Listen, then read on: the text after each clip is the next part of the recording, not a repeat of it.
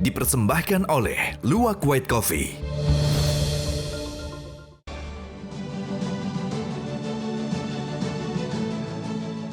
Lagi-lagi diskusi menghangat, kopi kesayangan Hotman harus selalu ada. Waduh, White Coffee, kopi terbaik. Bapak Kementerian, Pak Nahar dari Kementerian Perlindungan Perempuan dan Anak.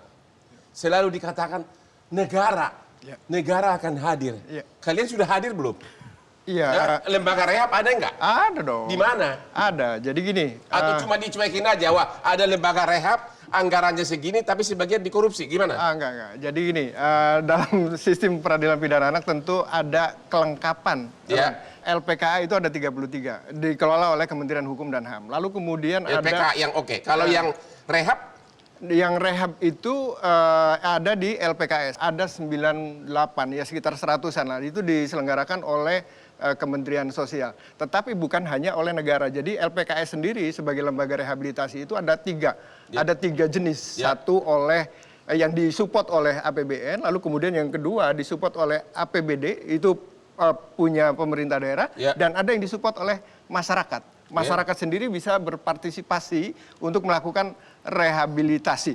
Nah, tapi penjara anak aja yang anggarannya sangat besar tidak menghasilkan anak yang lebih bagus. Apalagi lembaga rehab.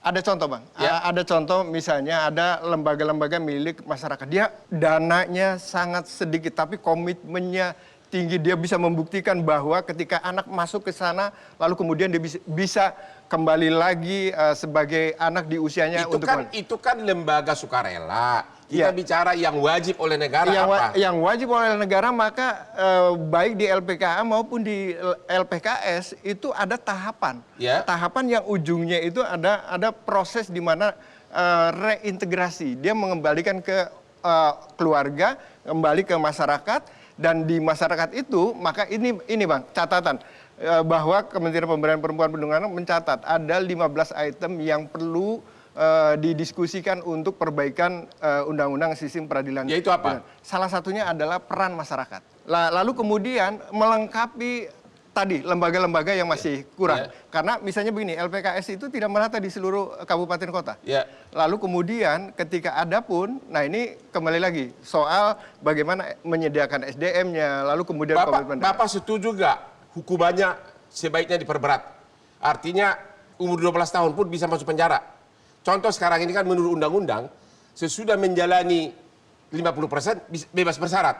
Kayak si AG, dia kan 3,5 tahun. Kalau menurut undang-undang ini nanti dia 1 tahun 8 bulan sudah bebas. Belum lagi remisi keagamaan.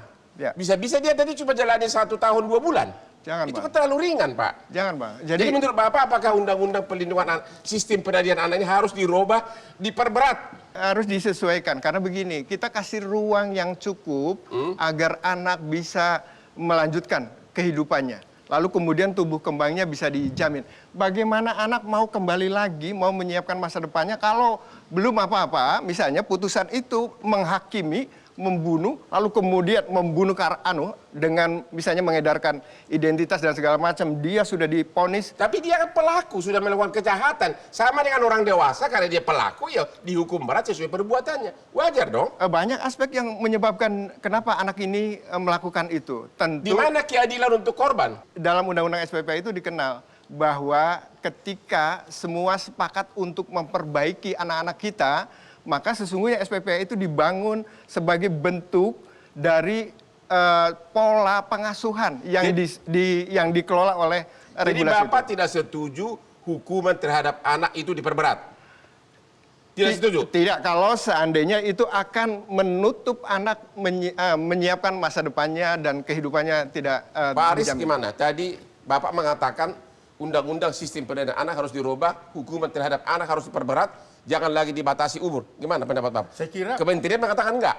Saya kira perlu redefinisi dan klasifikasi. Misalnya kalau dia di bawah 12 tahun, katakanlah demikian, melakukan tindak pidana, maka tetap diberikan sanksi, tapi sanksinya bukan pemidanaan. Misalnya, apa dong? Ya bisa sanksi sosial kan, bisa sanksi sosial. Kan itu kan yang terjadi sekarang, tapi nggak ada gunanya. Itulah yang mau kita revisi. Berapa tahun? 10 tahun lagi, 20 itu tahun yang kita lagi, revisi. 100 tahun Tapi lagi. kalau melakukan tindak pidana, ya tentu tidak bisa orang tuanya. Bagaimana?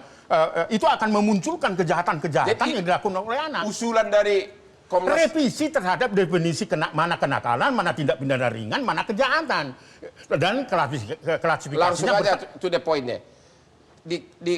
Anda juga ikut waktu sama saya kan di Jakarta Kebun Kota. Umur 12 tahun memerkosa itu udah jelas kejahatan berat. Sebaiknya gimana hukumannya? Menurut Anda idealnya? Itu yang saya katakan tadi bahwa harus ada dua bentuk ya sanksi. Tadi sanksi sosial. Maka merupakan tindakan kan dikembalikan kepada orang tua atau kepada negara, itu idealnya SPPA. Itu yang mau kita revisi. Nah, kita duduk bersama ya bagaimana pakar-pakar pendidikan, pakar ahli psikologi dan sebagainya, itu yang kita butuhkan. Karena apa? Kejahatan yang dilakukan oleh anak ini sudah sangat luar biasa. Kasusnya AG hanya momentum terhadap peristiwa-peristiwa kejahatan yang lalu-lalu, seperti apa yang dikatakan Bu Devi tadi, bahwa ini adalah kejahatan global yang dilakukan oleh anak-anak. Gimana kalau cara berpikir begini? Sama seperti orang dewasa. Lu sudah melakukan pidana berat, ya udah kau busuk aja di penjara. Karena yang kau sudah perkosa, anak orang udah meninggal, ya kau pantas di penjara seumur hidup. Kenapa untuk orang dewasa itu dilakukan, untuk anak tidak boleh dilakukan? Nah, itu artinya hukuman itu tidak boleh karena balas dendam kan, gigi ganti gigi kan, nggak begitu dalam definisi anak-anak ini. Kalau diperkosa diganti apa dong? Itu tadi bahwa kita akan duduk bersama bagaimana menciptakan. Gimana duduk bersama anak orang udah diperkosa? Sebentar dulu, harus dijelaskan secara baik dulu ini mengapa urgensi terhadap revisi itu gitu loh. Kita duduk bersama. Karena apa? Kita harus mempertimbangkan kejahatan-kejahatan yang dilakukan oleh anak sudah sangat berat dan tidak bisa ditoleransi akal sehat manusia. Bagaimana hukumannya terhadap ini? Bagaimana sanksi sosialnya dan sebagainya? Oke, kita lihat dulu grafis berikut ini, ya. Kasus bullying ada oleh 3 orang anak di bawah umur kepada teman sepermainan korban meninggal dunia. Korban depresi setelah dipaksa berbuat asusila terhadap seekor kucing dan direkam oleh teman-temannya. Para pelaku dikembalikan kepada orang tua. Sudah meninggal, disuruh berbuat asusila dengan kucing, anaknya begitu aja dikembalikan kepada orang tua. Ya, 1 September 2022 kasus pemerkosaan terhadap anak perempuan. Ini yang di Jakarta Koja, ya. Anak umur 12 tahun, 13 tahun memerkosa seorang anak perempuan. Dikembalikan lagi ke orang tuanya. Terus, seorang siswi TK diperkosa 3 anak SD berumur 8 tahun. Pelaku utama telah melakukan kejahatan serupa sebanyak 5 kali.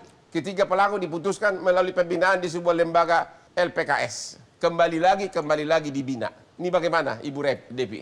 Ya. Udah serius begini kok masih dibina? Ya, pertama, kalau orang dewasa sudah mampu membedakan mana yang baik yang benar. Oleh karenanya kenapa hukumannya harus seberat-beratnya sesuai dengan aturan hukum dimanapun itu. Nah, makanya ketika anak yang melakukan, harus orang tua yang mengambil tanggung jawab itu. Tidak adil dan tidak benar, Bang Hotman. Kalau anak yang memang dia nggak pahami antara, bahkan menarik, di Amerika Serikat ya sebagai contoh, ada sebuah survei, itu mahasiswa universitas terbaik, salah satu yang terbaik di Amerika. Membedakan informasi dengan iklan saja nggak paham, boro-boro soal hal yang lebih dalam. Sehingga ini yang kemudian melatar belakangi kenapa orang tua yang harus dituntut untuk mempertanggungjawabkan hal tersebut. Jadi apapun yang dituntut oleh keluarga korban dalam konteks penghukuman supaya tadi paling tidak mengurangi sedikit keperihan hati dan kesusahan tersebut, ya tentu saja orang tua yang harus ambil itu. Anda setuju nggak seperti zaman Hitler? Ini sampah-sampah masyarakat ini ngapain sih dipusingin? Yang kalau sampah bukan anak. Cara pandang seperti ini akan terus melahirkan anak-anak yang jahat. Sekarang kasih contoh di Sragen, umur 17 tahun. Dia menganiaya, kemudian meninggal. Itu sampah atau bukan? Kalau dia sudah cukup secara hukum kita berapa? Saya nggak ngerti secara hukum, ya dia harus dihukum.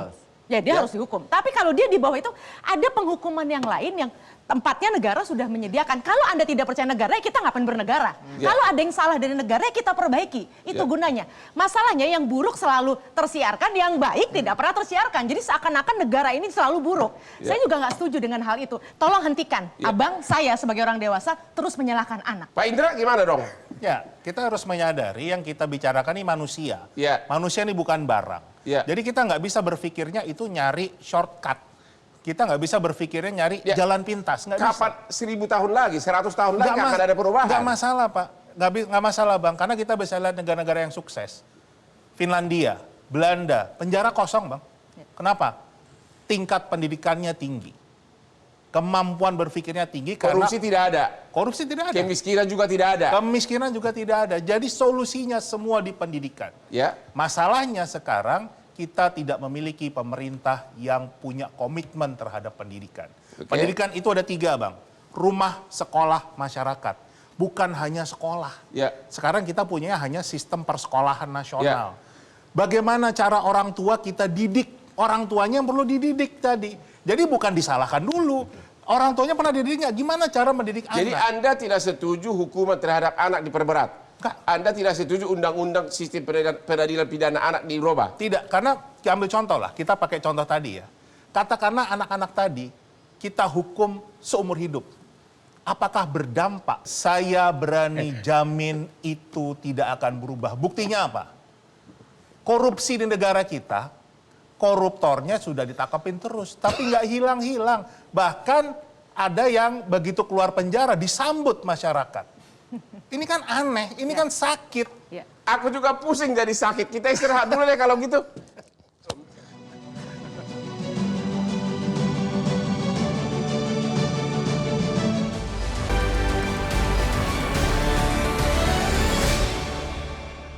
Dipersembahkan oleh Luwak White Coffee.